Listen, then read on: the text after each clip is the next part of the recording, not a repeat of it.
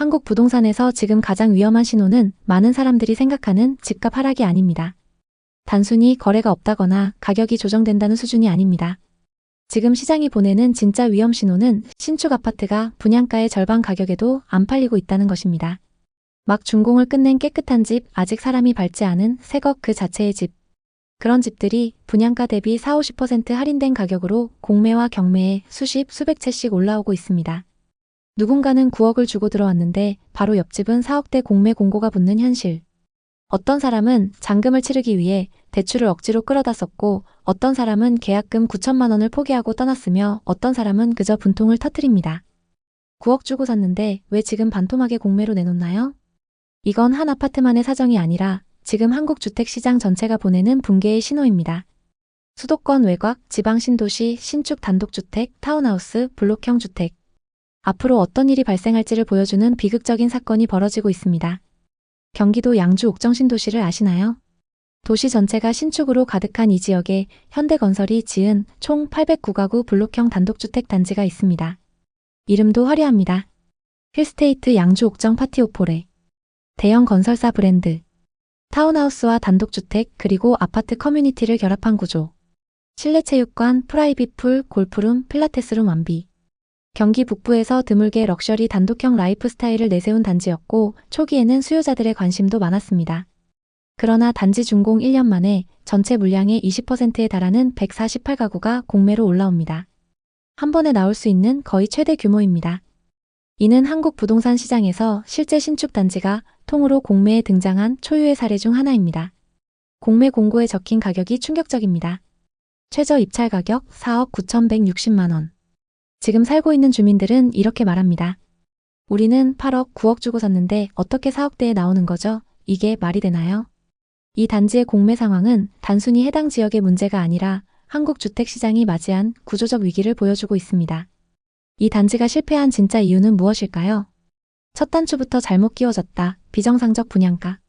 분양가는 전용 84타입 기준 8억 9억대였습니다. 그런데 같은 양주의 일반 아파트 시세는 4억 5억대이죠. 즉 입지도 불리한 단독형 주택이 더 좋은 위치의 아파트보다 2배 비싸게 책정된 것. 이건 처음부터 가격이 높게 책정된 분양이라고 볼 수 있습니다. 부동산 상승기 건설회사는 자신감이 있었고 수요자는 지금 아니면 못 산다는 불안에 휩싸였던 시기. 그 열기에 휩쓸려 계약했던 사람들의 꿈은 산산조각 났습니다. 단지의 커뮤니티는 최고 수준이지만 입지가 좋진 않습니다. 덕정역까지는 자차가 필수이고 버스 노선도 부족합니다. 신도시 중심 생활권과도 거리가 멀죠. 즉 교통은 아파트보다 불리한데 가격은 아파트보다 비싼 게 문제였습니다. 상승장 이후 미국과 한국의 기준금리가 급등하면서 부동산 시장은 직격탄을 맞았습니다. 특히 외곽 지역일수록 상황이 더 심각했죠. 게다가 고분양가, 외곽 입지, 단독형 구조는 시장에서 가장 먼저 외면받을 수밖에 없었습니다. 결국 분양대금을 회수하지 못했고 공사비 약 1,300억 원이 미수금으로 남아 결국 대량 공매로 이어졌습니다. 1회차에 9억 1,900만 원, 2회차엔 8억 초반대. 그렇게 계속 진행되면서 결국 6회차엔 5억대에 진입했죠. 그럼에도 입찰이 안 됐고 12월엔 4억 중반대에 입찰 예정입니다. 분양가 대비 무려 반값 하락입니다. 입주민들은 충격에 빠졌습니다. 나는 9억에 계약했는데 바로 옆집은 4억대라니. 이게 지금 말이 되는 거냐, 당장 취소해라. 이게 바로 지금 외곽 부동산의 현실입니다. 아무리 신축이라도 수요가 없으면 가격은 폭락하는 거죠. 현장을 걸어보면 이 단지는 분명 매력적입니다. 조경은 신축답게 단정하고 주차장은 넉넉하며 층간소음 걱정 없이 각 세대가 독립된 구조로 설계돼 있습니다. 거실과 테라스까지 이어지는 공간은 아파트에선 절대 느낄 수 없는 여유를 줍니다. 실제로 입주한 분들은 말합니다. 살아보니까 너무 좋다. 아파트로는 다시 못 돌아간다. 공기 좋고 조용하고 아이 키우기도 편하다. 그러나 문제는 사는 사람과 사려는 사람의 기준이 완전히 다르다는 데 있습니다.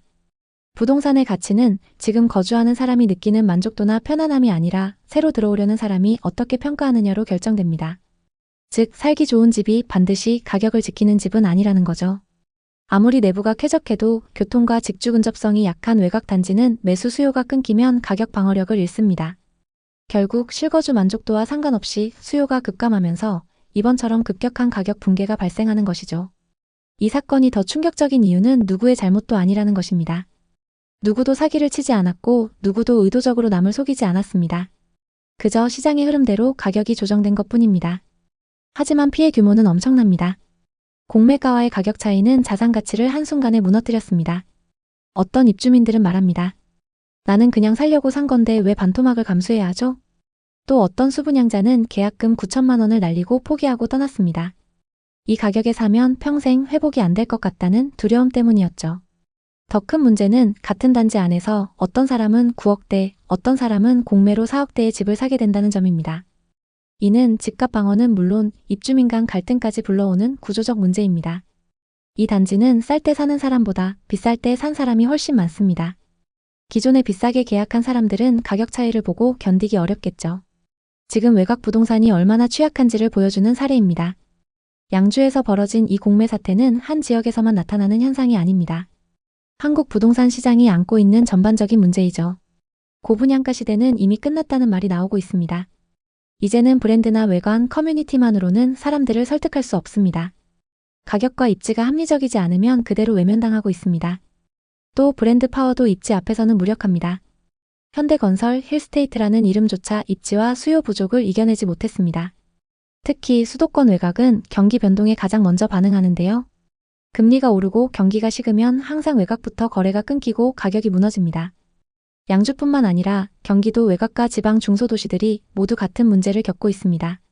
한 아파트가 공매로 나오면 그 주변 아파트 시세에도 타격을 줄 수 있습니다. 저기도 떨어졌는데 여기도 떨어지는 거 아냐, 이런 우려가 생기는 것이죠. 이런 대규모 공매 사태는 앞으로 더 자주 등장할 가능성이 높습니다. 금리 고착화, 인구 감소, 외곽 신도시의 과잉 공급, 그리고 PF 부실로 인한 건설회사 위험까지. 이 모든 요소는 앞으로 이런 일이 전국적으로 일어날 수 있다는 것을 말해줍니다. 따라서 이번 사태는 한국 부동산의 미래를 경고하는 사례라고 할 수 있습니다. 이 사건은 우리에게 한 가지 분명한 메시지를 남깁니다. 예쁘게 잘 지은 집이라고 다 좋은 게 아니라 가격을 방어할 수 있는 집인지를 확인해야 한다. 이제는 많은 사람들이 선호하는 단지만 살아남게 됩니다. 경기도 북부, 의정부나 파주, 양주는 물론이고 경기 남부, 서부, 그리고 광역시와 지방 중소도시 모두 같은 상황입니다. 신축 단지들에서 분양가 대비 수천만 원씩 하락한 매물들이 나오고 있습니다. 또 제주도에서는 단지 전체가 공매로 나온 사건이 있었죠. 이 모든 사례의 공통점은 고분양가, 공급 과잉, 대출 규제, 수요 급감입니다. 새 아파트라고 무조건 오르는 시대는 끝났습니다. 오히려 거품이 빠지면서 대표적인 하락 사례가 될 수 있죠. 2021년, 2022년 부동산이 핫했던 시기 건설회사들이 막대한 땅을 사들였습니다. 그리고 아파트부터 오피스텔, 지식산업센터와 상가들까지 닥치는 대로 지어댔습니다.